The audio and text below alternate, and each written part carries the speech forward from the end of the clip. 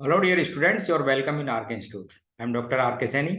और जैसा मैं आपको बता रहा था कि मॉक टेस्ट सीरीज का ये जो प्रोग्राम चल रहा है, इसको और आगे बढ़ाते हुए मैं आज आपको मॉक टेस्ट नंबर 4 डालूंगा और मॉक टेस्ट नंबर 3 को मैं डिस्कस करूंगा। उसकी की भी डाल रखी है, ठीक है। तो मैंने आपको स्टार्टिंग में बताया, फिर आज फिर बता रहा हूँ कि ये कंप्लीट केमिस्ट्री टेस्ट है। नीट एग्जामिनेशन जो आपकी अभी मई के फर्स्ट वीक में होने वाली है 23 में, उसके लिए मैं ये तैयार किया है। Complete test organic, inorganic, physical के कंप्लीट क्वेश्चन है, आप इनसे प्रैक्टिस करें अपनी। और जैसा मैंने आपको शुरू में बता दिया कि ये फ्री ऑफ कॉस्ट है, इसका कोई नहीं चार्जेस लगेगा। आप चाहो तो इनको ऑनलाइन भी दे सकते हो और चाहो तो आप इसको मेरे पास आके ऑफलाइन भी दे सकते हो, ठीक है। तो आज मैं आपको पहले एक बार की डालूंगा mock test number mock test number 3 की, फिर मैं डिस्कस करूंगा मॉक टेस्ट नंबर 3 की देख लो एक बार सब। इसके बाद ये मॉक टेस्ट नंबर 3 की है। इसके साथ ही मॉक टेस्ट नंबर 4 को मैं डाल रहा हूं आपके लिए, ठीक है। ये मॉक टेस्ट नंबर 4, आप इनको प्रैक्टिस करें। मॉक टेस्ट नंबर 4 का फर्स्ट क्वेश्चन, सेकंड, इस तरह से ये सेकंड, थर्ड वगैरह ये सभी क्वेश्चन है मॉक टेस्ट नंबर 4 के।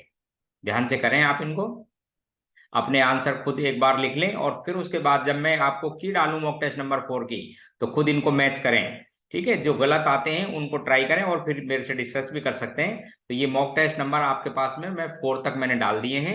अब मैं आपको सबसे पहले आज मॉक टेस्ट नंबर 3 को डिस्कस करूंगा, जिसकी की मैं आपको डाल चुका हूं, ठीक है। मॉक टेस्ट नंबर 3 वो डिस्कस करेंगे आज हम, ठीक है। वो मैं निकाल रहा हूं आपको, देखिए। मॉक टेस्ट नंबर 3 की बात करेंगे फर्स्ट, ये रहा mock test number 3। First question देखिए, आपको डिस्कस कर रहा हूं क्वेश्चन नंबर फर्स्ट। आप समझते हुए रहा करो कि ये क्वेश्चन किस, इसका मतलब सॉल्यूशन की बात नहीं है कि ये क्वेश्चन कैसे किया जाएगा, ठीक। क्वेश्चन फर्स्ट है, identify more stable among the following. अब आप ध्यान से देखो, ये एल्कीन और उन पर मिथाइल ग्रुप लगा हुआ है, तो अब आप सबसे पहले स्टेबिलिटी के लिए रेजोनेंस चेक किया करो। बोले साहब रेजोनेंस तो किसी में नहीं है। उसके बाद दूसरे नंबर पर आओ, hyper conjugation. Hyper conjugation check करेंगे तो इस फर्स्ट एल्कीन में जो साइक्लोपेंटीन है, इसके अंदर केवल 2 हाइड्रोजन इधर और 2 हाइड्रोजन, यानी 4 एल्फा हाइड्रोजन है। यहाँ पर बात करेंगे तो 2 एल्फा हाइड्रोजन ये जो हाइपर कॉन्जुगेशन पार्टिसिपेट करेंगे, 2 इस जगह और 3 इस जगह, तो टोटल कितने हो जाएंगे आपके पास में 7 एल्फा हाइड्रोजन। यहाँ पर बात करेंगे तो 1 इस जगह और 2 इस जगह 3। तो सबसे मोस्ट स्टेबल कौन सी फॉर्म हुई है आपके पास में? बी। रीजन क्या बोलेंगे कि more hyper conjugative structures. Mixture अगला है, racemic mixture is formed by the mixing of two. Racemic समझते हो, जब किसी एक कंपाउंड की इक्वल मोलर कंसंट्रेशन डी और एल मिला दिया जाए ना, तब उसको कहते हैं। और किसी एक ही कंपाउंड की डी एंड एल फॉर्म को क्या कहते हैं हम? एनेंसियोमर्स, ठीक है। क्वेश्चन नंबर 3 को डिस्कस कर रहा हूं। सबसे पहले आपको पता है, ये कोई रिएक्शन आपको बता रखी है कि नाइट्रो का जब आप रिडक्शन करोगे मेटल और एसीएल की प्रेजेंस में, तो सबसे पहले उसको आप क्या कर दिया करो? रिड्यूस कर दिया करो, किसमें? NH2 ग्रुप में। अब इसके बाद इंपॉर्टेंट रिएक्शन है, एनसीईआरटी में मेंशन है, इसका नाइट्रेशन करेंगे। तो इसमें क्या खास बात होती है नाइट्रेशन में कि ऑर्थो पैरा डायरेक्टर है, इसलिए ऑर्थो पैरा तो बनेंगे ही। इसके अंदर सफिशियंट अमाउंट में, अब आप देखना मैं जो प्रोडक्ट लिख रहा हूं, ortho nitro aniline, para nitro aniline, and तीसरा प्रोडक्ट और बनता है मेटा नाइट्रोएनिल, और सफिशियंट अमाउंट बनता है। तो वहां पे क्वेश्चन बनता है कि साहब ये पहली बात तो इतना बना क्यों? आपको इनकी अमाउंट बता दूं, और तो बनता है ओनली 2%, पैरा बनता है 51%, और ये जो मेटा बनता है ये बनता है 47%। क्वेश्चन पहला तो ये आता है कि ये मेटा बना क्यों जब ये ऑर्थोपैरा डायरेक्टिंग है? तो उसका रीजन बोलेंगे कि ये जो नाइट्रेशन कराते हैं हम किस में कराते हैं? एसिडिक मीडियम में। और एसिडिक मीडियम में एनिलीन का सफिशियंट पार्ट प्रोटोनेटेड हो जाता है, यानी एनिलीनियम आयन में, इसमें कन्वर्ट हो जाता है एनिलीनियम आयन में। और ये कैसा है? मेटा डायरेक्टर, इसलिए मेटा प्रोडक्ट ही बनता है। अब क्वेश्चन यहां पर तो सिर्फ लिखना है कि मेजर प्रोडक्ट, तो मेजर प्रोडक्ट क्या बताओगे आप इसके अंदर? सी, पैरा, ठीक है। पूछ लेना सेकंड नंबर पे कौन सा है, तो क्या लिखोगे आप उसके लिए? मेटा, ध्यान रखना 47%। Question number 3, which of the following will not give test of nitrogen in sodium extract test. अब आपको समझा दूं, ऑर्गेनिक कंपाउंड में जब सोडियम का टेस्ट करते हैं तो ऑर्गेनिक का मतलब उसमें कार्बन होना बहुत जरूरी है, आपको समझा देता हूं। तो इस हाइड्रोजन में कार्बन ही नहीं है, इसलिए इसका टेस्ट नहीं करेंगे आप, ये नहीं देगा, और बाकी सब में कार्बन है, ठीक। क्वेश्चन नंबर 5 को डिस्कस कर रहा हूं, देखो। क्वेश्चन 5 है आपके पास में, द रिलेटिव हाइड्रोलाइसिस, इसे डाइल्यूट एनएओएच से करना है। तो अब आप ध्यान से देखो, ये जो एसिड डेरिवेटिव्स हैं 4 एसिड डेरिवेटिव, इसको लिख देता हूं मैं लिविंग ग्रुप। एसिड हेलाइड में ये Cl होता है, Cl या Br कोई भी हेलाइड। एनहाइड्राइडो में ये एल्केनोएट आयन होता है, ध्यान रखना। एस्टर में ये एल्कोक्साइड आयन होता है और ये अमाइड में NH2 होता है, तो इसको अपन कहते हैं लीविंग ग्रुप। ये चार ऐसे डेरिवेटिव हैं। तो जब आप इस पे किसी न्यूक्लियोफाइल, जैसे मैंने NaOH की रिएक्शन कराई तो OH आया, तो जब इस पर न्यूक्लियोफाइल की रिएक्शन कराएंगे तो टेट्राहेड्रल स्पीशीज बनती है। और लिविंग ग्रुप को चेक करते जाओ, जब डिफरेंट टाइप के फंक्शनल ग्रुप लगे हों तो लिविंग टेंडेंसी देखते जाओ। और लिविंग टेंडेंसी के लिए लाइन सुन लो, जो weak base is best leaving group, weak base is best leaving group. तो सबसे वीक तो ये, उससे थोड़ा स्ट्रॉन्गर आपके पास में एल्केनोइक आयन, उससे थोड़ा एल्कोक्साइड आयन, और सबसे वीक कौन सा हो जाएगा आपके पास में NH2। तो weak base is best leaving group. तो सबसे पहले तो आप रिएक्शन कराएंगे एसिड हैलाइड में, फिर एनहाइड्राइड में, फिर एस्टर में, फिर अमाइड में। हालांकि यहाँ पर 3 ही दिए गए, तो सबसे पहले तो आप टिक करो किसको, एसिड हैलाइड को फर्स्ट, उसके बाद में किसको करो, एनहाइड्राइड को थर्ड, और उसके बाद में सेकेंड एस्टर। इसलिए आंसर आपके पास में C। चेक कर लो इथेनॉल। और अगला क्वेश्चन है, क्वेश्चन नंबर 5 को मैं एक्सप्लेन कर रहा हूं। देखो 5 क्या 6 है अभी। ये क्वेश्चन है कि साहब इथेनॉल और इथेनल, ठीक है, आर नॉट डिस्टिंग्विश्ड बाई, किससे डिस्टिंग्विश नहीं हो सकते। अब देखना एक बार समझ लो, ये तो एल्कोहल है इथेनल, इथेनॉल, और ये है साहब आपके पास में इथेनल, ये एल्डिहाइड है। तो बोले साहब किससे डिफरेंशिएट नहीं होंगे। आप ध्यान से सुनना, पहला फेलिंग सॉल्यूशन कर देगा, इसके संग क्या दे देगा, ध्यान रखना Cu2O का ब्राउन रेड पीपीटी बनता है जो एल्डिहाइड देते हैं, ये नहीं देगा, बोले कर सकते हो इससे। दूसरे में Tollens reagent silver mirror test, इसके संग देगा, एल्कोहल के संग नहीं। तीसरा इंपॉर्टेंट आयोडोफॉर्म टेस्ट। अब आप ध्यान रखना, आयोडोफॉर्म में आयोडीन प्लस बेसिक मीडियम लिया जाता है और उसको इथाइल एल्कोहल भी देता है, ये भी आयोडोफॉर्म बनाएगा येलो पीपीटी, और ये भी देता है। आप ध्यान रखना, जिसके अंदर एसिटाइल ग्रुप हो CH3CO, वो कार्बोनिल कंपाउंड देते हैं, और एल्कोहल जो ऑक्सीडाइज होकर इसमें कन्वर्ट होते हैं वो भी देते हैं, इसलिए इसके अंदर इसको आप काम में नहीं ले सकते। अच्छा ब्रेडी रिजेंट याद है, ब्रेडी रिजेंट 2,4 डाइनाइट्रोफिनाइल हाइड्रोजीन, ठीक है, ये क्या करता है, कार्बोनिल कंपाउंड, ये रहा, इस कार्बोनिल कंपाउंड के साथ ऑरेंज रेड क्रिस्टल बनाता है, इसलिए ये भी डिफरेंशिएट कर देगा, इसके संग ऑरेंज रेड बनेंगे, इसके नहीं। तो इन ऐसे क्वेश्चनों को आप लिखते रहे अपनी नोटबुक में, जिससे एग्जाम में जाओ ना आप देने, तुरंत फटाफट फटाफट एक बार चेक किया और ठीक है सर।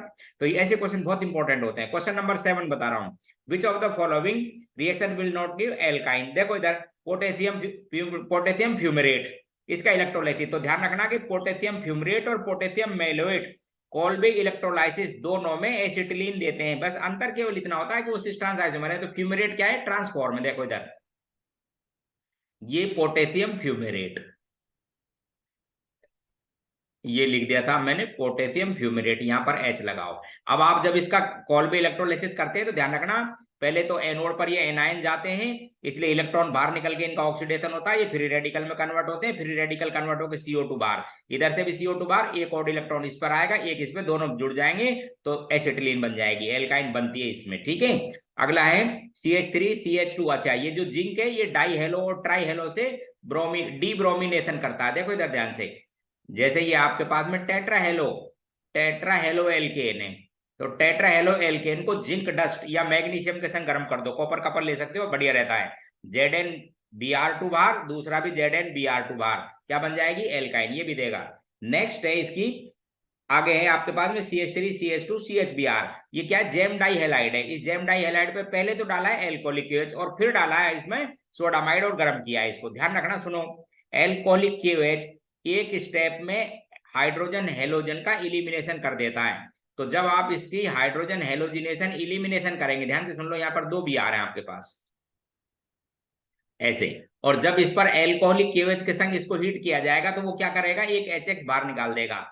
HX बाहर निकलने के बाद यहाँ पर क्या बन जाएगा, डबल बॉन्ड आ जाएगा। अब जब डबल बॉन्ड आ जाएगा तो ध्यान रखना, तो ये प्लस M इफेक्ट शो करता है, प्लस M इफेक्ट की वजह से, प्लस M इफेक्ट की वजह से यहाँ पर डबल बॉन्ड के कैरेक्टर आ जाते हैं। अब इस डबल बॉन्ड कैरेक्टर आने की वजह से इसमें से KOH HX बाहर नहीं निकालता, इसलिए आपको स्ट्रॉन्ग बेस सोडामाइड डालना पड़ेगा, और सोडामाइड फिर क्या करेगा, इसमें से एक HH बाहर निकाल देगा, फिर एल्काइन बन जाएगी, ट्रिपल बॉन्ड, ठीक है। तो ये भी एल्काइन देता है, ठीक है। अगला क्वेश्चन को देखो, ये एल्डिहाइड की रिएक्शन सोडामाइड से रिएक्शन कराओगे फॉलोड बाय एंडमाइड, तो इससे एल्काइन नहीं बनेगी, इसलिए क्वेश्चन बस इतना ही पूछा था, कौन सा नहीं देता। क्वेश्चन नंबर 8, बढ़िया क्वेश्चन, क्वेश्चन 8 देखो एक बार ध्यान से। सबसे पहले एक टर्मिनल एल्काइन है जिस पर रिएक्शन करा रखे सोडामाइड की, और फिर उसके बाद में मिथाइल हैलाइड। तो आप ध्यान रखना कि ये जो टर्मिनल एल्काइंस होती हैं ये कहती होती हैं एक्चुअल में एसिडिक नेचर की। मैं इसको बनाता हूं आपको, देखो इधर एल्कीन, ये डबल बॉन्ड और ये ट्रिपल बॉन्ड है आपके पास में एल्काइन का।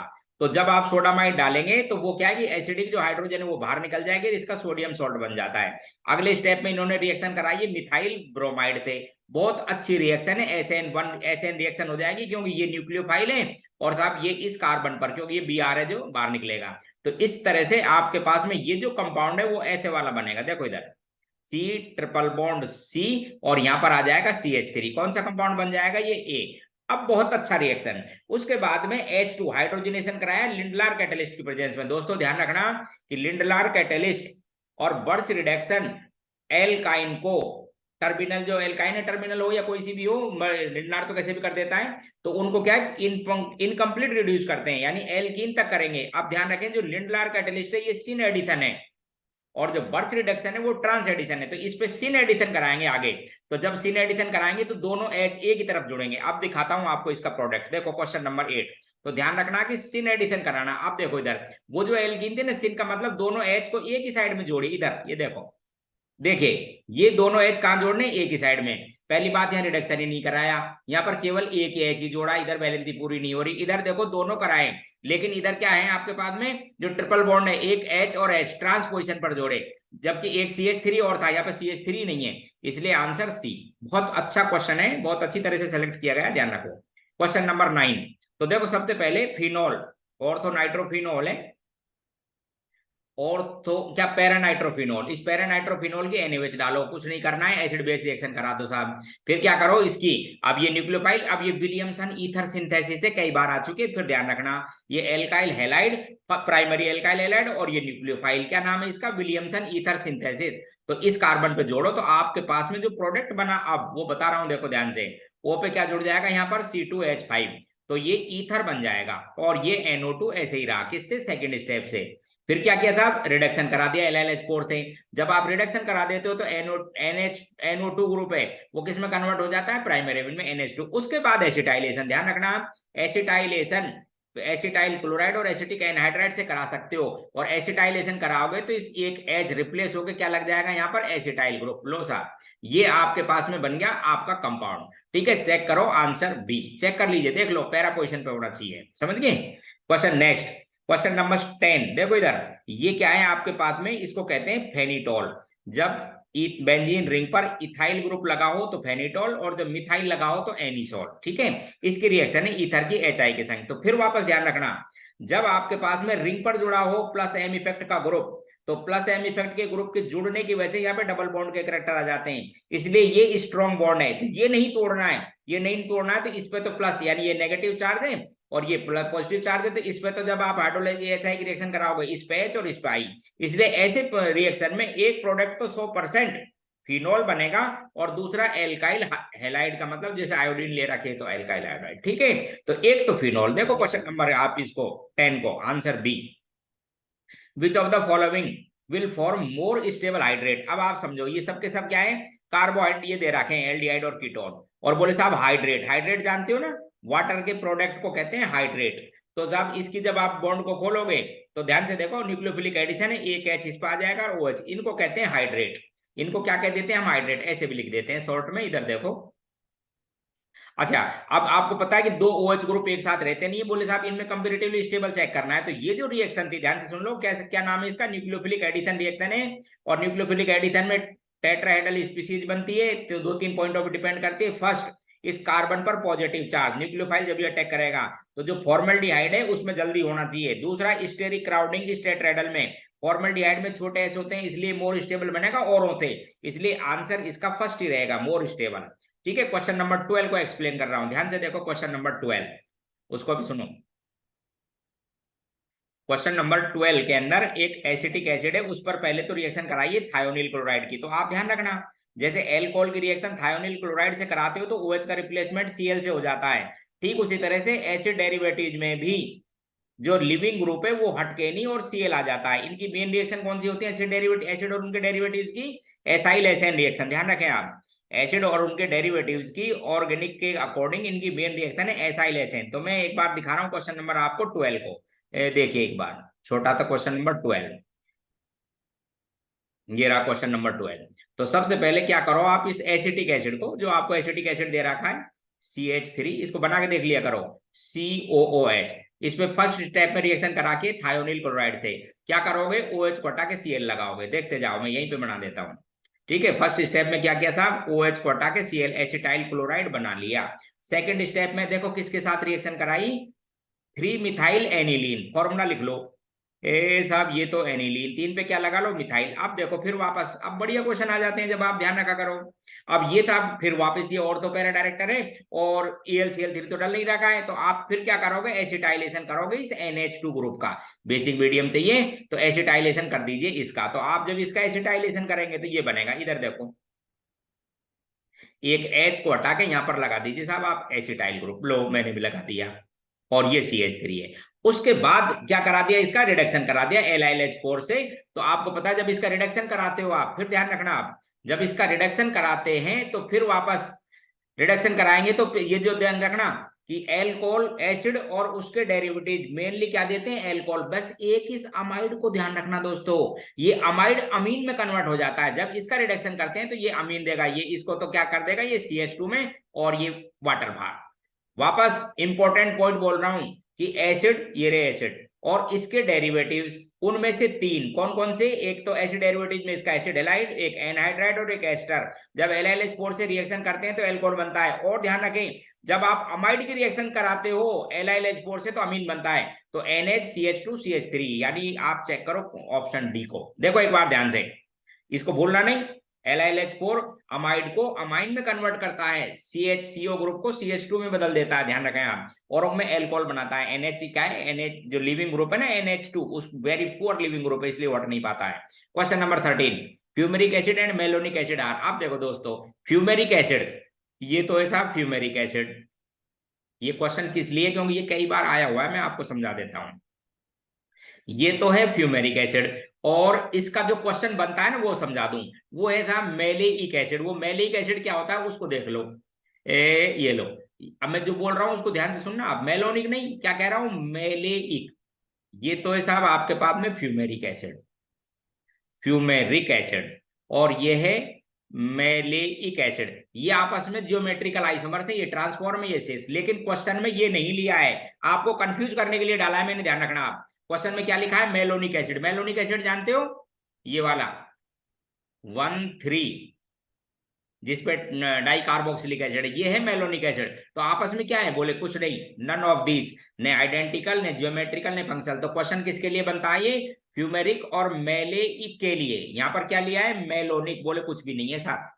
अगला question, incorrect reactivity order of aryl SN reaction.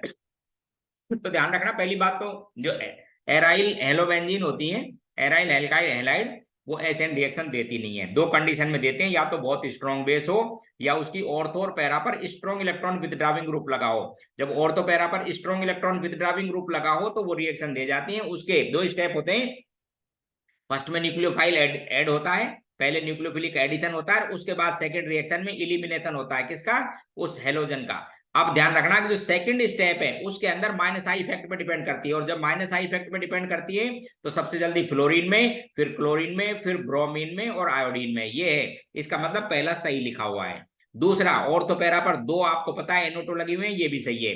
तीसरा इनकरेक्ट है, क्योंकि जिसपे 3 लगे हुए उसमें रिएक्शन फास्ट, तो यही पूछा है इसमें कि इनकरेक्ट कौन सा था, आंसर 3। आप क्वेश्चन नंबर 15, बढ़िया है, मैं देखो आपको बता देता हूं, क्वेश्चन 15 को भूल मत जाना, मैं इसको क्लास में कई बार समझाता रहता हूं। इसकी स्टीरियोकेमिस्ट्री बहुत इंपॉर्टेंट है, और मेरा तो दोस्तों एक ही लाइन है, एग्जाम बहुत नजदीक है, इसलिए इस पॉइंट को याद कर लो। कार, सबके घर में कार होती है, आप खूब आते जाते हो, डैडी आते जाते हैं, तो कार को याद रखो। अब कार का मतलब बता दूं कि सिस तो हो एल्कीन, एंटी हो एडिशन, तो रेसेमिक मिक्सचर बनेगा। अब इसका उल्टा लिख लो, TAM, क्या मतलब है, ट्रांसो एल्कीन, एंटी एडिशन हो तो मीजो बनेगा। अब देखो ये तो किसकी बात थी, ये एंटी एडिशन की, ये तो एंटी के लिए।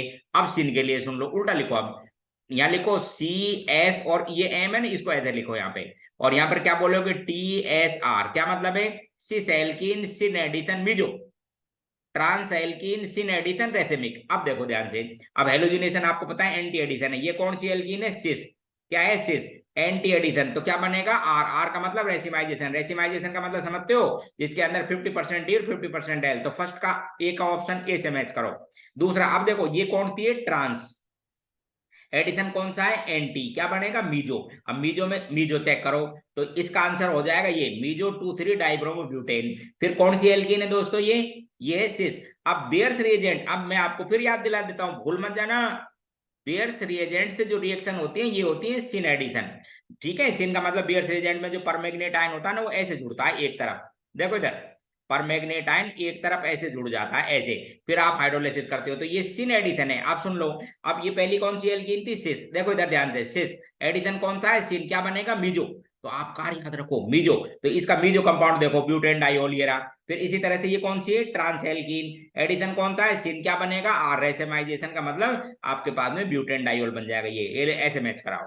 तो आप कार्य याद रखना है, एग्जाम बहुत नजदीक है, बाकी मैकेनिज्म से देखा जाता है। क्वेश्चन नंबर 16, बढ़िया क्वेश्चन, वैसे एक जर्नल था, in which molecule all carbon are not linearly arrange. तो आपको बता दूं, लीनियर का मतलब है साहब एक ही एक्सिस पर होना चाहिए, क्या है, उनके बीच में क्या होना चाहिए, सिग्मा बॉन्ड, और एक ही एक्सिस पर होना चाहिए। तो पहले में इथेन बोले हाँ डले हुए हैं आपस में सिग्मा, दूसरे में क्या लिखी हुई, प्रोपीन। अब सुनो देख ध्यान से, प्रोपीन में इस कार्बन पर हाइब्रिडाइजेशन स्टेट है sp2, कार्बन पर क्या हाइब्रिडाइजेशन स्टेट है इस पे, sp2, sp2 का मतलब एक एक्सिस तो ये जिसपे 120 का एंगल होंगे नियरली, ठीक है, और अगले इस एक्सिस पे इसका, और यहां पर भी कार्बन, हालांकि कार्बन पर टेट्राहेड्रल स्ट्रक्चर है, लेकिन ये कार्बन यदि मैं इसको एक एक्सिस में मानता हूं, लीनियरली मानता हूं, तो ये नहीं आएगी, तो आंसर ये इसका, यानी दो कार्बन तो हमेशा एक एक्सिस पे ही आएंगे। जैसे यही था आपके पास में नेक्स्ट CH3CO, लो साहब अब आगे कुछ भी जोड़ो, बोले हाँ साहब ये टेट्राहेड्रल, लेकिन ये दोनों तो एक एक्सिस पे आ गई, ठीक है, तो इसमें आंसर है बी।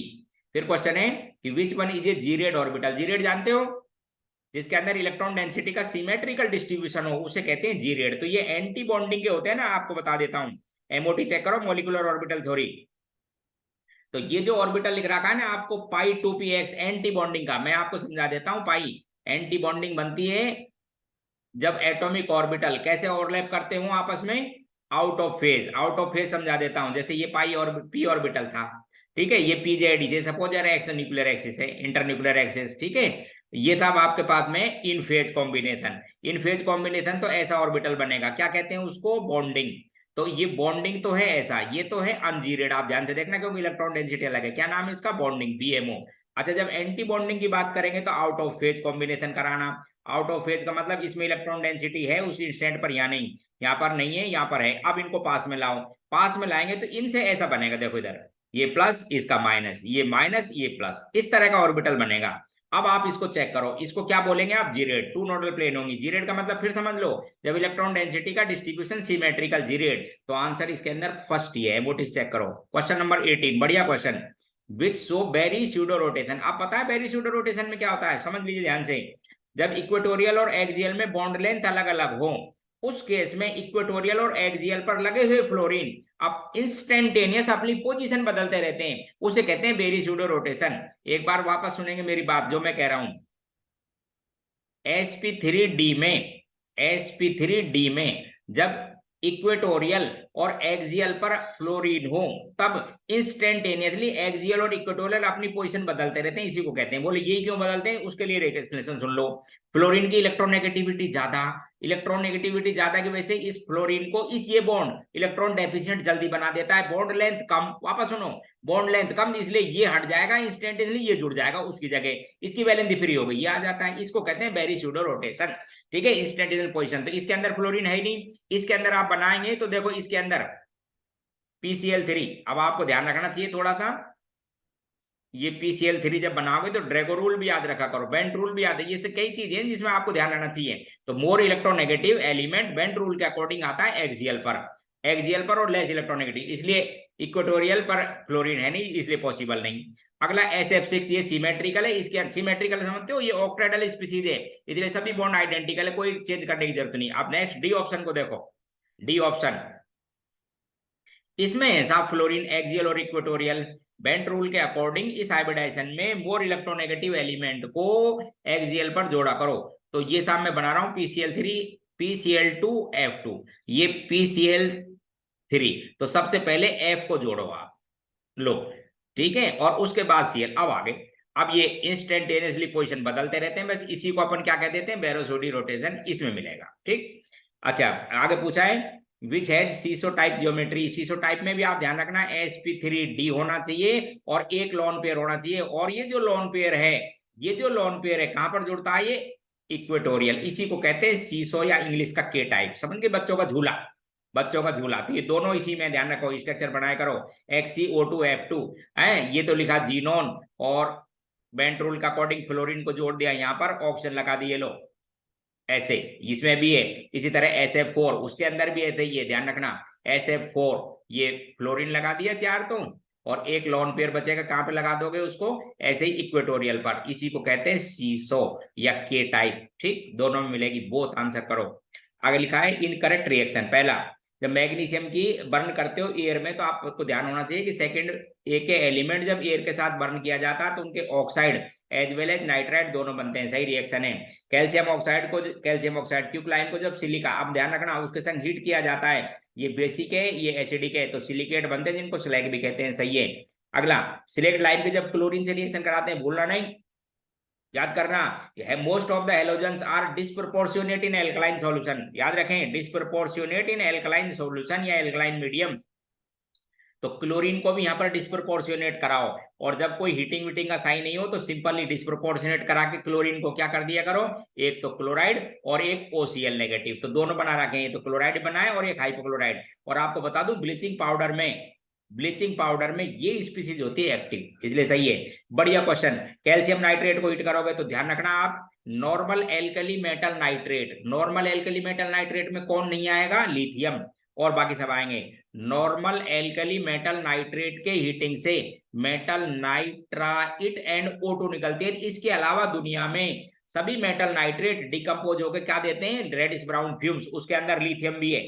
किसकी देते हैं वो रेडिश ब्राउन फ्यूम, NO2 की, तो मेटल ऑक्साइड में कन्वर्ट करो, NO2 में और O2 में। अब क्या ध्यान रखोगे, इसका मतलब कैल्शियम की रिएक्शन ये गलत है, और क्या आना चाहिए था यहाँ पर, मेटल ऑक्साइड और साथ में रेडिश ब्राउन फ्यूम आनी चाहिए थी, ये गलत, इसलिए डी ऑप्शन।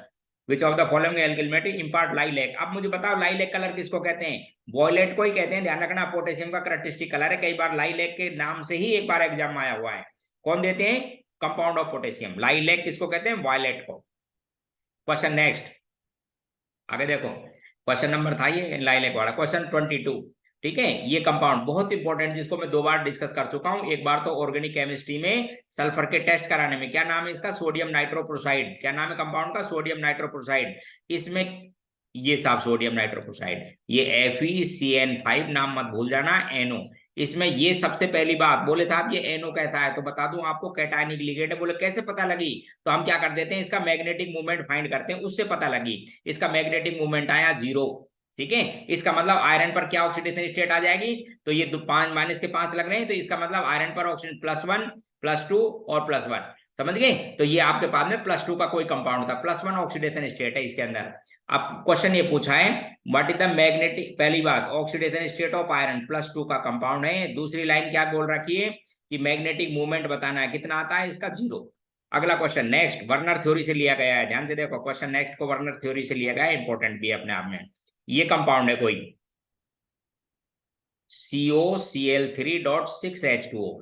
अच्छा, कुछ इंफॉर्मेशन दे रखी हो तो उसके अकॉर्डिंग बनाना है इसको, और नहीं दे रखी हो तो इसका लिखना है। अब इंफॉर्मेशन क्या दे रखी है कि साहब इसके अंदर सिल्वर नाइट्रेट डाला, जिससे AgCl बना, वो वैल्यू आ रही है आपके पास में, कितनी प्रेसिपिटेट हो रहा है, 287 ग्राम। तो इसके मोल निकाल लो, जिससे क्लोराइड पता लग जाएगा। तो मोल निकालने के लिए आपको पता है कि given weight upon molar mass, AgCl का मोलिकुलर मास होता है सिल्वर का 108 और 35.5 इसका, तो ये होता है 143.5।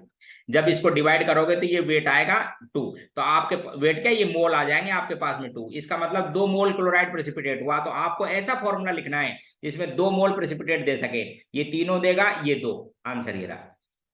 इस तरह से लिखिए वर्नर में, जिसमें से 2 Cl आयोनाइज हो जाएं, ये आंसर, इसमें एक होगा आंसर ये। यहां से मोल पता निकाल लिए मैंने। क्वेश्चन नेक्स्ट, बढ़िया question, question number 43, metal carbonyl से, जिसको सिनर्जिक इफेक्ट कहते हैं। इन जनरल बढ़िया क्वेश्चन है, आता रहता है एग्जाम्स में, ठीक है। देखिए क्वेश्चन नंबर नेक्स्ट, ये पूछा है, in which complex metal ligand bond will be longer. अब मेटल और ligand bond will be longer, इसका मतलब है कि इसमें जो सिनर्जिक इफेक्ट है वो पुअर होना चाहिए। आप ध्यान से सुन लो, सिनर्जिक इफेक्ट में क्या होता है कि मेटल के fulfilled D orbital back bonding है, लिगेंड के एंटी बॉन्डिंग में पाई ऑर्बिटल के साथ ओवरलैप करते हैं, उस ओवरलैप से डबल बॉन्ड के करेक्टर आ जाते हैं, जिससे स्ट्रांग हो जाता है, डिस्टेंस शॉर्ट हो जाती है। ये कहता है ये लॉन्गर है, इसका मतलब इफेक्टिव ओवरलैपिंग नहीं होनी चाहिए, इसका मतलब इलेक्ट्रॉन डेंसिटी कम और देने की टेंडेंसी कम। इसलिए कैटायन को चेक करो, पहली बात इलेक्ट्रॉन को नहीं देगा। दो कैटायन, एक तो ये वेनेडियम, एक तो Mn का कैटायन दे रखा है और एक Fe का, इस पे चार्ज कितना है +2। आंसर यही दे दो, क्योंकि +2 चार्ज आ जाएगा तो इफेक्टिव ओवरलैपिंग नहीं हो पाएगी, या बहुत कम।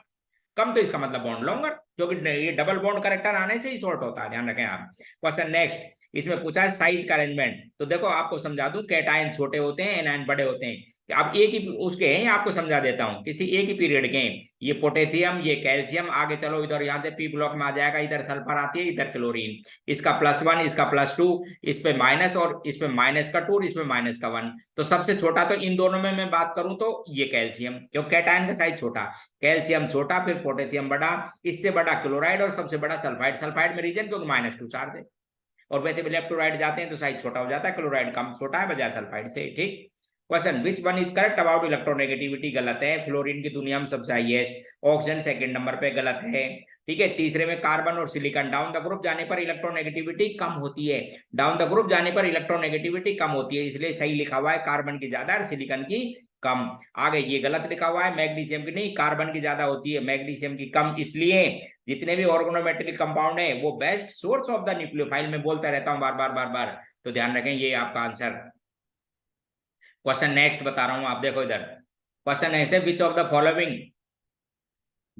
Following is incorrect?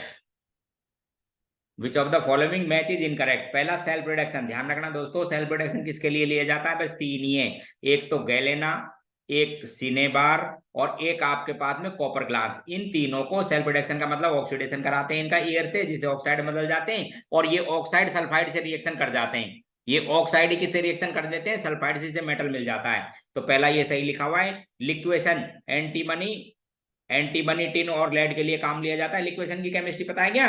कि मेटल के मेल्टिंग पॉइंट अपनी इंप्योरिटी से कम होने चाहिए जब काम लिया जाता है। वन आर्गल प्रोसेस, वन आर्गल प्रोसेस किसके लिए काम लिया जाता है बोलो? चार बात थी, मेटल तो तीन, एक तो हाफेनियम, एक जर्कोनियम, और एक टाइटेनियम, और एक बोरॉन। इनकी आयोडीन से रिएक्शन करते हैं, जिससे आयोडाइड बदल जाते हैं और हीट कर देते हैं, तो आयोडीन तो बाहर और प्योर बन जाता है, इसलिए ये गलत है। एल्यूमिनो थर्मल रिडक्शन किसके लिए किया जाता है? मेटल्स के लिए। एल्यूमिनियम यानी इसमें रिड्यूसिंग एजेंट क्या डालना है? एल्यूमिनियम, और इनके ऑक्साइड को रिड्यूस करते हैं, इसलिए सही है। तो क्वेश्चन नंबर 27 में इनकरेक्ट वन आर्कल है, ध्यान से देख रहे हैं आप, मेटलर्जी का पॉइंट है। क्वेश्चन नंबर 28 को डिस्कस कर रहा हूं, देखो।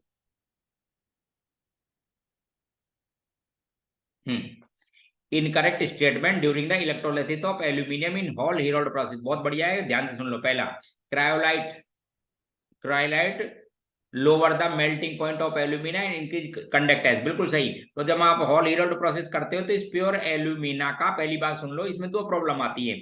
एक पहली प्रॉब्लम तो ये कि इसका मेल्टिंग पॉइंट बहुत ज्यादा है, लगभग 2200 डिग्री सेंटीग्रेड पर मेल्ट होता है। दूसरी बात, इसकी कंडक्टेंस भी कम है। तो इसके अंदर क्या करते हैं हम? एक तो क्रायोलाइट, NaF होता है 3 पार्ट तो, और एक पार्ट होता है AlF3, इसको कॉम्प्लेक्स फॉर्म में भी लिख सकते हो, Na3AlF6। अच्छा, जब आयनिक कंपाउंड डालते हैं तो दो बात होते हैं, आयनिक कंपाउंड के डालने से एक तो कंडक्टेंस तो बढ़ती है क्योंकि आयन ज्यादा हो जाएंगे, दूसरा इंप्योरिटीज के डालने से आयंस के बीच में इंटरेक्शन कम हो जाती है, इसलिए मेल्टिंग पॉइंट भी कम हो जाता है, दोनों बात सही। दूसरा है aluminium obtained as a obtained at cathode and probability CO2 at anode, सही है। रिडक्शन होता है एल्यूमिनियम का, समझ गए, कैथोड पे, और कितना बन जाता है आपके पास में? एल्यूमिनियम नियरली 98% प्योरिटी का होता है, 99.8%, ठीक है। नेक्स्ट है anode, rod are disintegrated during the oxidation, बिल्कुल, जो एनोड ग्रेफाइट के लिए जाते हैं, एनोड और कैथोड दोनों किसके हैं? ग्रेफाइट के, तो CO2 बन के ये बाहर निकलते रहते हैं, इसलिए टाइम टू टाइम नए इलेक्ट्रोड डाले जाते हैं।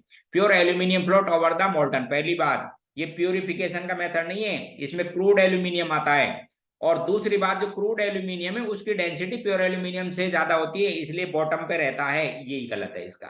जो हुक प्रोसेस में करते हैं तो प्योर एल्यूमिनियम कहां पर जाता है? ऊपर आ जाता है, यहाँ पर प्योर है ही नहीं, यहाँ इम्प्योर था, इसलिए आपके पास में कहा रहेगा? ये बॉटम में। Zone refining based upon the principle. तो जॉन रिफाइनिंग में आपको ध्यान है ना, एक मेटल के ऐसे रोड बना लेते हैं, उसके एक एंड पर सर्कुलर हीटर लगा देते हैं। अब प्रिंसिपल इतना सा है कि जो इंप्योरिटीज है मोर मिसिबल इन फ्यूजन फॉर्म या मोल्टन स्टेट देन क्रिस्टलाइन, जिससे क्या है कि ये फ्यूजन फॉर्म में आगे आ जाएंगे, हीटर को आगे चलाते रहना, चलाते जाएंगे तो इंप्योरिटीज एक एंड पर आ जाएंगे। 2-3 बार रिपीट करो, फिर इसको कट कर दो, प्योर फॉर्म आ जाता है, सिलिकॉन जर्मेनियम वगैरह के लिए इंपॉर्टेंट। तो impurities are more soluble in molten state than in solid, ये इसका आंसर, ये जॉन रिफाइनिंग। ठीक है, choose incorrect pair about their acidic strength. तो अब आप ध्यान रखना, डाउन द ग्रुप जाने पर एसिडिक स्ट्रेंथ कम होती है। सल्फर और सिलेनियम एक ही ग्रुप के, इसलिए ये ज्यादा है, ये कम। ठीक उसी तरह से कार्बन और सिलिकॉन, कार्बन की ज्यादा होगी, डाउन द ग्रुप जाने पर सेम ऑक्सीडेशन स्टेट में ऑक्सो एसिड की एसिडिक स्ट्रेंथ कम होती है, कार्बन की ज्यादा, इसकी कम। ठीक है, ये देखो, अब ये फॉस्फोरस के, अच्छा पहले इसको भी चेक कर लो, ये क्लोरीन +7 में, ये किसमें +3 में, +5 में, इसलिए 7 का ज्यादा है। यहाँ पर फॉस्फोरिक एसिड में आपको समझा देता हूं, ये फॉस्फोरस के जो ऑक्सो एसिड है, वैसे तो इनकी कंपेरेबल होती है एसिडिक स्ट्रेंथ, कंपेरेबल का मतलब मच डिफरेंस नहीं होता, लेकिन फिर भी इसमें ध्यान देखने वाली बात है ऑक्सीडेशन स्टेट नहीं, क्योंकि ये जो फॉस्फोरिक एसिड है, इधर देखो, ये है साहब आपके पास में फॉस्फोरिक एसिड, एक है इसके अंदर नॉन प्रोटोनेटेड ऑक्सीजन, कितनी है, एक नॉन प्रोटोनेटेड ऑक्सीजन, और ये लिखा हुआ है H3PO3, इसके अंदर ये इसकी स्ट्रक्चर ये है,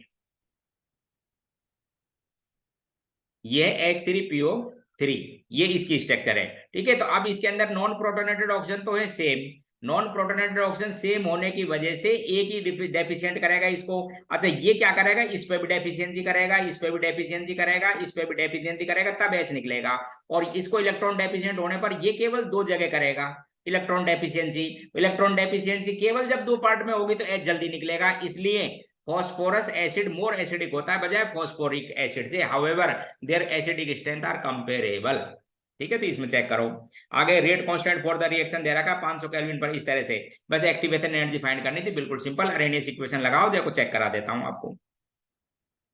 अरेनियस इक्वेशन से आप इसको चेक कर सकते हो। देखो मैं एक बार बताता हूँ, अरेनियस इक्वेशन आपके पास में थी ए, ये रेट कांस्टेंट के अरेनियस थे के इक्वल्स टू ए ई की पावर माइनस ए अपॉन आर टी, ये अरेनियस इक्वेशन है। अब इस क्वेश्चन में ये वैल्यू दे रखी है ई की पावर -1000, इसका मतलब है आपके पास में ये जो 1000 दे रखा है वो ये इसकी पावर है ई, तो इसको इक्वेट कर दो आप ए अपॉन आर टी, समझ गए। ये नेगेटिव साइन तो हट ही जाएगा, और क्या करना, इस वैल्यू को आर और टी से मल्टीप्लाई कर लेना। तो 1000 तो ये है ही, आर की वैल्यू कैलोरी में 2 और टेम्परेचर लिख रखा है 500, तो आपको इसको क्या करो 1000 और लिख दो, तो 10 की पावर कितना आ जाएगा, ये 6 कैलोरी, और 10 की पावर 4 किलो कैलोरी, आंसर ये लो। ठीक, ये एनर्जी का डायरेक्ट फॉर्मूला जो लर्न करना है आपको। एटॉमिक स्ट्रक्चर में हम बताते हैं ना हाइड्रोजन की एनर्जी कैसे निकालते हैं ऑर्बिटल में। ठीक है, तो -2π² m kz² E4/n²h², इसको याद करके जाओ। अगला क्वेश्चन बता रहा हूं, देखो बढ़िया क्वेश्चन, थर्मोडाइनमिक्स से क्वेश्चन नेक्स्ट है थर्मोडाइनमिक्स का। एक ग्रेफाइट का लिया 1 ग्राम, कहां पर कंबशन कराया, ध्यान से सुनो। 1 gram graphite is burn in bomb calorimeter. पहली बात बॉम्ब कैलोरीमीटर में जो हीट बाहर निकलती है कंबशन से, वो किसके बराबर होती है, चेंज इन इंटरनल एनर्जी के। अच्छा, चेंज इन, और वो हीट कैपेसिटी से डेफिनेट है ना CDT। अब आपको इसका सी दे रखा है बॉम्ब कैलोरीमीटर का, ध्यान से देखो क्या दे रखा है आपको, इसकी हीट कैपेसिटी दे रखा है साहब 20.7, और टेम्परेचर कितना इंक्रीज हुआ वो दे रखा है, बोले 1 डिग्री। इसका मतलब जो आपको हीट आई ना, इतनी किलो जूल बाहर निकली 1 ग्राम ग्रेफाइट से। अब ये कहता है कि ये जो ऊपर रिएक्शन दे रखी है इसकी बतानी है। इस रिएक्शन के अंदर देखो ग्रेफाइट का 1 मोल है, क्योंकि जो आंसर दे रखे हैं वो पर मोल में, तो 1 ग्राम से इतनी, इसलिए 1 मोल से इतनी आंसर। इनको मल्टीप्लाई कर दो 12 से, किससे मल्टीप्लाई कर दो इसको, 12 से। तो आप अच्छा आंसर को ध्यान रखना विद नेगेटिव साइन एक्सप्रेस करके आना, क्योंकि कंबशन कैसा प्रोसेस है, एक एक्सोथर्मिक। क्वेश्चन नंबर नेक्स्ट बता रहा हूं 34। क्वेश्चन 34 को देखो, बिल्कुल सिंपल सा क्वेश्चन है, देख लीजिए एक बार। Question 34, when an electron jump from K to L। अब आप ध्यान है ना एटॉमिक स्ट्रक्चर में हम क्या करते हैं, पहले को K फिर इसको L, तो इससे इसमें जाएगा तो एनर्जी वॉल होगी, खत्म बात, एनर्जी क्या होगी, रिलीज्ड। क्वेश्चन नंबर 35 देखो, एक गैसियस स्टेट या स्टेट ऑफ मैटर से क्वेश्चन दिया है, एक बार बिल्कुल सिंपल देखिए इधर 2 ग्राफ बना रखे हैं, आप समझ लो ये P1 है, ये P2 है, एक टेम्परेचर और वॉल्यूम में। अब आप क्या करना, ये पूछा है इनमें रिलेशन, किसी कांस्टेंट टेम्परेचर पर वॉल्यूम का रिलेशन देख लो, क्योंकि आपको पता है बॉयल्स लॉ के अकॉर्डिंग वॉल्यूम इनवर्सली प्रोपोर्शनल है प्रेशर का, जिसका वॉल्यूम ज्यादा उसका प्रेशर कम, it means P1 less than P2, खत्म। ये लो साहब, P1 less than P2, B answer. अगला क्वेश्चन 36 मोल कंसेप्ट से लिया गया है, स्टाइकोमेट्री वाला पहला चैप्टर 11th क्लास का। ठीक है, क्या क्वेश्चन है सुन लीजिए। सोडियम मेटल का मास है 46 ग्राम। ठीक है, सैंपल ऑफ सोडियम, मास है उसका 46 ग्राम। What mass of same number of calcium atom sodium present in the, अच्छा इनमें एटम बराबर करने हैं, तो एटम के लिए आपको पता है बोले साहब, हम तो वो समझते हैं मोल में, तो साहब सबसे पहली बात तो इस सोडियम के मोल निकालो, ये लो, फिर क्या करो Na से मल्टीप्लाई कर दो, बोले इतने एटम थे। अब इतने ही एटम करने हैं आपको किसमें, कैल्शियम के लिए। तो कैल्शियम का वेट पूछा है, कैल्शियम का मॉलिक्यूलर वेट कितना होता है 80, इंटू कितने से कर दो Na थे, बोले बराबर एटम, ये Na थे, अरे बिल्कुल सिंपल, ये Na थे Na कैंसिल, और ये दोस्तों हो गया 2, और तो W हो गया आपके पास में 80 ग्राम, खत्म। ये लीजिए क्वेश्चन नंबर 27, बढ़िया क्वेश्चन काइनेटिक्स का, देखो आप क्वेश्चन नंबर 37 काइनेटिक्स से, देखो दिखाता हूं आपको क्वेश्चन बढ़िया। एक रिएक्शन दे रखी है, क्वेश्चन नंबर 27 में रिएक्शन है, ध्यान से देखो। फॉलोइंग प्रोसेस ए से बी में, ठीक है। अब एक बार देखो, ये ए और ये कन्वर्ट हुई साहब आपके पास में 3B, गैस है सभी। हाँ, इनिशियल प्रेशर है 400 mmHg, और इसका जो प्रेशर है वो हो जाता है 100 mmHg आफ्टर 20 मिनट। देन ये इसमें से बताने कौन कौन से, हालांकि मल्टीपल चॉइस का क्वेश्चन है, एक बार देख लो। तो T बराबर 0 पे इसका प्रेशर लिखा करो P नोड, यहाँ पे लिख दिया P0 माइनस एक्स, और इसको कितना लिख देंगे 3x। अब P0 की वैल्यू दे रखी है आपको कितनी 400, और इन सबको ऐड करो तो ये होगा P0 plus 2x equal to 1000। P0 की वैल्यू रखो 400, तो 2x की वैल्यू हो गई साहब 600, और x की वैल्यू कितनी हो गई 300। ठीक है, अब साहब इस पे काइनेटिक्स लगा दो, फर्स्ट ऑर्डर की बोल रहा है ये, वो KT equal to ln P0 upon PT। P0 कितना था 400, PT कितना आ गया आपके पास में, x करोगे तो 100।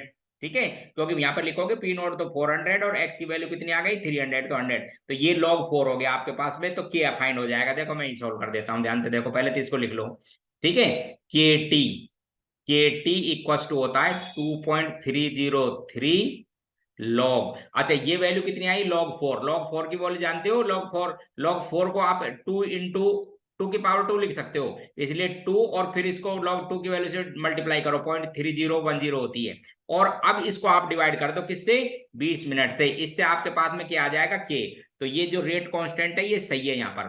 अब ये रेट चेक कर लो आप, जब ये रेट कांस्टेंट की इतनी वैल्यू आ जाती है, तो आप देखो एक बार ध्यान से 20 मिनट में आप देखना, 20 मिनट में 4, तो उसका इनिशियल प्रेशर था कितना रह गया उसका 100। इसका मतलब है कि 20 से जब आधा रहता तो 10 मिनट लगती, और 10 में 10 लगती, इसका मतलब इसकी हाफ लाइफ कितनी है 10। तो ये भी सही लिखा हुआ है इसके अंदर, ये दोनों सही है, बाकी और इनकरेक्ट है, आप उसको चेक कर लें।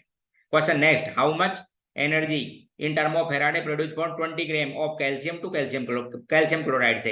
अच्छा पहली बात तो एक्सपेक्टर कितना है कैल्शियम का इस कंपाउंड में 2। अच्छा 20 ग्राम है, 20 ग्राम का मतलब आप वो निकाल लो इसके इक्विवेलेंट। अब आपको पता है किसी भी स्पीशीज के 1 ग्राम इक्विवेलेंट को डिस्चार्ज करने के लिए 1 फेराडे या 96500 कूलाम चाहिए, तो कैल्शियम के यहाँ पर इक्विवेलेंट हो गया था 1। कैसे, क्योंकि ग्राम इक्विवेलेंट निकालने का फॉर्मूला है आपके पास में, गिवन वेट बोले 20 अपॉन इक्विवेलेंट वेट होता है उसका 21। 1 ग्राम इक्विवेलेंट को डिपॉजिट करने के लिए 1 फेराडे चाहिए, 1 फेराडे का मतलब होता है 96500 कूलाम, तो 1 फेराडे ये रो आंसर, समझ गए। फिर कोई कैलकुलेट है the mass of non volatile solute 40 ग्राम है उसका, शुड बी डिसॉल्व इतने ग्राम, वेपर प्रेशर 80% कम कर दिया। रोल्स लॉ लगा दो, देखो मैं आपको समझाता हूँ, लगाता हूँ रोल्स लॉ। परसेंटेज दे रखी है ना, इसलिए मैं इसको ऐसे लिख देता हूँ, ऐसे एक अप्रोक्सीमेशन में ऐसे लिख देते हैं, weight of solute upon molecular weight of solute, और यहाँ पर लिखते हैं वेट ऑफ सॉल्वेंट, और यहाँ लिख देते हैं मॉलिकुलर वेट ऑफ सॉल्वेंट। ठीक है, तो ये 80% कम कर दिया। सपोज शुरू में उसका 100 था, तो रह कितना गया 80, ये कितना है आपके पास में 100, यहाँ पर कितने ग्राम डिजोल्व किया है वो अमाउंट आपको दे रखी है। कैलकुलेट द मास, अच्छा मास ही पूछा है साहब आपसे, कितना डिजोल्व किया है। मॉलिकुलर मास कितना दे रखा है उसका 40, कितने में डिजोल्व किया था उसको 114 ग्राम में। अब आपको बता दूंगा ये जो ऑक्टेन है ना डिजोल्व किया है किसके अंदर, calculate mass of the non should be dissolve इतने ग्राम ऑफ ऑक्टेन, तो ऑक्टेन का मोलर मास भी 114 ही होता है, इसलिए ये कैंसिल, तो W सीधा आ गया, ऊपर हो गया 20, ये हो गया था 100, ये लिख दिया W अपॉन 40, ये 40, एक जीरो से एक जीरो भी काट दो, इससे ये भी काट दो, ये लो साहब 8 ग्राम आंसर। ये बिल्कुल सिंपल क्वेश्चन आते हैं, आपको समझा देता हूँ, क्वेश्चन बहुत बड़े नहीं आते कभी भी, बिल्कुल इजी एंड सिंपल। और एग्जामिनर ये चाहता है कि आपको ये फॉर्मूले आते हैं क्या, उसका एम आपसे मल्टीप्लिकेशन डिवाइडेशन ऐसे करवाना चेक नहीं है, वो ये चाहता है कि साहब आप आते हो क्या, आपसे कैसे करते हो वो करिए। बढ़िया क्वेश्चन, क्वेश्चन 40, ये आपकी बुक से लिया गया है, वैसे आपको बता दो ये दोनों क्वेश्चन एनसीईआरटी की बुक चेक कर लेना, सॉल्यूशन चैप्टर पहला। समझो पहले, एक कंपाउंड है, एक तो AB2 और एक AB4, ठीक है। जब 20 ग्राम बेंजीन में 1 ग्राम डिजोल्व करते हैं इसको, तो बॉइलिंग को, फ्रीजिंग पॉइंट को इतना कम करता है। जब 1 ग्राम इसको डिजोल्व करते हैं तो ये, तो अब आपको फॉर्मूला है कि depression in freezing point equal to Kf into M. अब देखो पहले के लिए लिख रहा हूं, कितना कम किया उसने, डिप्रेशन इन फ्रीजिंग पॉइंट कितना कर दिया साहब, पहले में करता है वो 2.3, ठीक है। केफ दे रखा है सॉल्वेंट का 1.5.1, कितने ग्राम डिजोल्व किया, 1 ग्राम, उसका मॉलिक्यूलर वेट निकाल लो AB2 का, ठीक है। कितने में डिजोल्व किया था आपने को, इसने इसको 20 ग्राम में, और ऊपर लिख दो साहब मोलरिटी के लिए 1000, ठीक है। थोड़ा सा तौल कर लेता हूं इसको, देखो फिर आप थोड़ा ध्यान रखना, इसको कैंसिल कर दो, ये 50 से, 50 को इससे मल्टीप्लाई कर लो, 50 से मल्टीप्लाई करेंगे तो सीधा सीधा आ जाएगा 255। अब इसको 2.3 से डिवाइड कर लो, 2.3 से डिवाइड करेंगे 255 को, तो ये लगभग, ठीक है, ये करीब 111 के आसपास आएगा। इसका मतलब है AB2 का मॉलिक्यूलर मास कितना हो गया, 111, नियरली 110.8 आता है, बाकी 111 लिख देता हूं। अच्छा, ये 111 में क्या क्या चीजें आप बताओ मुझे। पहला पॉइंट बोले, एक तो A है और 2 B हैं, इन दोनों का मास आता है 111, एक इक्वेशन बनानी, ठीक है। अब ऐसे ही दूसरी बना लेता हूं, दूसरे में भी 1 ग्राम में डिजोल्व किया, वो कम करता है कितना, 1.3, वो डिप्रेशन कर देता है, देखो इधर ध्यान से, वो कम करता है 1.3 केल्विन, यहाँ लिखो 1.3, ये मॉलिक्यूलर वेट क्या आ जाएगा, AB4 का, ठीक है। इसको भी इसी तरह सोल्व करो, तो इस वैल्यू में जब 1.3 से डिवाइड करेंगे तो ये वैल्यू आती है दोस्तों करीब 196। तो दूसरा फॉर्मूला बन गया ए, इसके अंदर बी कितने, 4, तो B4, इनका मास कितना हो जाएगा, 196। बस अब मैंने ये दो इक्वेशन बनानी, सोल्व करनी है, कुछ नहीं करना था। इक्वेशन नंबर 2 में से इक्वेशन 1 को सब्सट्रैक्ट कर दो, तो 2B का मास आ जाएगा। जब इसमें से सब्सट्रैक्ट करोगे ना, तो ये मास आएगा था 5 और 1 85 के आसपास, नियरली चल रहा है 85। इसलिए आपके पास में B का 1 की मात करूंगा तो इसको 2 से डिवाइड करो, तो ये 42 पॉइंट समथिंग, 42.5 के आसपास आपका आंसर। ये तो B का मास हो गया, देख ऐसे कहीं होगा, ये रहा, ठीक है। और फिर B की वैल्यू रख देना, यहाँ पे B की वैल्यू रख दो, A का मास आ जाएगा, चेक कर लीजिए, इसलिए आंसर B। क्वेश्चन है, identify extensive property among the following. Extensive किस पर डिपेंड करती है, जो मास और साइज पे, internal energy, elevation of boiling point, ये क्वालिटेटिव प्रॉपर्टी है। होमोजीनियस सॉल्यूशन ध्यान रखा करो, इसलिए सब जगह यहाँ भी चेक करो, यहाँ भी चेक करो, यहाँ भी होमोजीनियस होना चाहिए, ठीक है। एक ही सिस्टम होना चाहिए जब फाइंड की जाती है, इसलिए कोई फर्क नहीं पड़ेगा, डाइपोल मोमेंट भी मॉलिक्यूल का है, आंसर ये। हाँ, अगला क्वेश्चन है, which one of more absorb absorb on the surface of charcoal. तो सीधी सी बात है, जो इजीली लिक्विफेबल होती है उनका एब्जॉर्प्शन ज्यादा होता है, अमोनिया हाइड्रोजन बॉन्ड, ठीक है। क्वेश्चन नंबर 43, देखो एक बार क्वेश्चन 43 को भी समझना आप, बढ़िया क्वेश्चन है, सॉलिड स्टेट से लिया गया है। क्वेश्चन नंबर 43 समझा रहा हूं आपको। क्वेश्चन में क्या खास बात है वो देखें एक बार। क्वेश्चन 43 ये कहता है कि साहब एक कोई यूनिट सेल है जिसके अंदर सीसीपी बनी हुई है, किससे, मिनरल की सीसीपी बनी हुई है ऑक्सीजन एटम से। मिनरल का मतलब वो आयनिक कंपाउंड है, ठीक है, जिसमें मेटल आयन है और ऑक्साइड है। तो सीसीपी का मतलब हुआ साहब इसकी 4, और 4 का मतलब हो गया आपके पास में टोटल -8 है। अब एक तो एल्यूमिनियम आयन है, और देखो एक तो क्या है आपके पास में, एल्यूमिनियम आयन ऑक्टेडल वॉइड में, और क्या है आपके पास में, टेट्राहेड्रल वॉइड में मैग्नीशियम आयन। अब आपको सबसे पहले ये बताना है कि how many aluminium and how many magnesium in this compound, in this mineral. तो कैसे पहचानोगे, बोले साहब टोटल 4 तो बराबर करना है, तो ये -8 जब बराबर होगा, जब 2 तो लेना आप एल्यूमिनियम और 1 लेना मैग्नीशियम, हो गया 8। अब और ये कहां पर लिखा हुआ है आपके पास में, ये एल्यूमिनियम ऑक्टेडल वॉइड में कितनी होती है, जितना पार्टिकल होते हैं उतनी होती हैं, तो इसमें 2 जब आएगा, जब इसको डिवाइड कर लें आप कितने से, 2 से, ये लो साहब, ये तो इसका फ्रैक्शन हो गया, 2 ही तो था। और इसी तरह से मैग्नीशियम कितना है, 1, ठीक है, 1, वो किस में रखा हुआ है, टेट्राहेड्रल वॉइड में। टेट्राहेड्रल वॉइड कितनी होती है, 8, तो 1/8, ये लो साहब फर्स्ट आंसर। फिर है, which one is copolymer. Copolymer किसको कहते हैं, जिसके अंदर मोनोमेरिक यूनिट एक से ज्यादा टाइप की होती है। तो टेरिलीन क्या है, एक तो टेरिथैलिक एसिड और एक इथाइलिन ग्लाइकोल, उससे बनता है टेरिलीन। अगला क्वेश्चन है, which does not show mutarotation. अब पहली बात है, म्यूटर रोटेशन शो कौन करते हैं, तो आप ध्यान से सुन लो। म्यूटर रोटेशन जानते तो ना, जब किसी कंपाउंड का सॉल्यूशन टाइम के साथ एंगल ऑफ रोटेशन में डेविएशन शो करता हो, चेंज होता हो, तो उस फिनोमिना को कहते हैं म्यूटर रोटेशन। जैसे ग्लूकोज का दो फॉर्म होती है अल्फा और बीटा, एक का बढ़ता रहता है एक का घटता रहता है, आने के बाद में 52.8 हो जाता है। समझ गए? म्यूटर रोटेशन मतलब कि एंगल ऑफ रोटेशन टाइम के साथ जब सॉल्यूशन में चेंज होता है तो उस कंपाउंड का म्यूटर रोटेशन कौन सकते हैं वो सुन लीजिए। ऑल मोनोसेकेराइड, सब के सब, and those disaccharides in which at least one functional group, चाहे वो एल्डिहाइड हो या कीटोन हो, विल बी फ्री, उनके फॉर्मेशन के समय एक फ्री, वो भी म्यूटर रोटेशन शो करते हैं। और कोई भी पॉलीसेकेराइड म्यूटर रोटेशन शो नहीं करता। तो आप ध्यान से सुन लो, ये सुक्रोज ही नहीं करता, आपको बताता हूं क्यों। क्योंकि सुक्रोज के अंदर एल्डिहाइड, ग्लूकोज का तो जुड़ता है एल्डिहाइड ग्रुप, और जो फ्रक्टोज होती है उसका कीटोन ग्रुप, इसलिए दोनों बॉन्डेड है, ये शो नहीं करेगा। माल्टोज शो कर जाएगा, ग्लूकोज शो कर जाएगा, राइबोज शो कर जाएगा। या फिर एक लाइन बताऊं आपको कि जो रिड्यूसिंग शुगर है, जो कौन सी शुगर है रिड्यूसिंग, वो सब म्यूटर रोटेशन शो करती हैं। तो आज की क्लास को मैं यहीं पे ऑफ करता हूं, अगली क्लास में फिर बात करेंगे। पेपर नंबर मैंने 4 डाल दिया है आपको, ठीक है, उसको सॉल्व करो, की डालूंगा, उसके बाद मुझे बताना। Okay bye.